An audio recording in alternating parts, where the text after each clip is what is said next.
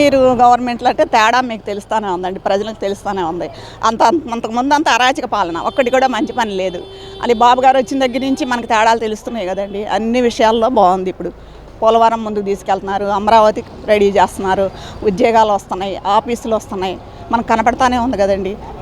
అది మీరేంటన్నారు, అక్రమ అరెస్టులు అంటున్నారు. అది ఇంకా సంవత్సరం నుంచి వెయిట్ చేయటం చాలా తప్పు. అలాంటి వాళ్ళని ఎప్పుడో మూసేయాలి.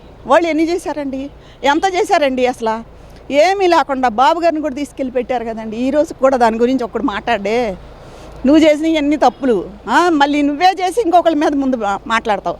ఆ ఇడుదల రజనీ కూడా సిగ్గు లేకుండా మొన్న వాళ్ళ పియానో ఎవడోనంట దాంట్లో పెట్టుకుని నా కారు మీద చేయొద్దు, నా మీద చేయొద్దు, దాని మీద ముట్టుకోవద్దు అని ఎస్ఐనే బెదిరిస్తుంటే ఒక మాజీ మంత్రి అయ్యుండి ఇంకేమనాలండి ఇలాంటి వాళ్ళని?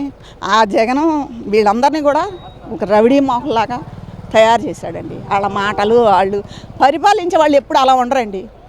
పరిపాలన తేడా కనిపించాలి మనకి. ఈ సంవత్సరంలో మీకు తేడా కనిపిస్తూనే ఉందిగా, మీడియా మీకు అందరికీ కూడా. మనం ఎవడన్నా ఉండండి, అక్కడ ముఖ్యమంత్రి బాబు గారు ఉన్నాడా, జగన్ ఉన్నాడా, ఎవడైనా ఒక మంచి పని చేయాలి. మనకి జనాలకు కావాల్సింది మంచి జరగటం, రాష్ట్రం బాగుంటాం కావాలి. రాష్ట్రం నాశనం అయిపోయి వలకాడైపోయి అమ్మో అని అందరూ కొట్టుకుంటాం, తిట్టుకుంటాం, ఏడవటం ఇది కాదు కదా మనకు కావాల్సింది. పరిపాలన అయితే చాలా బాగుందండి. అన్ని విధాలుగా ఆయన చెప్పిన హామీలు కూడా ఒక్కొక్కటి నెరవేర్చుకుంటూ వస్తున్నారు.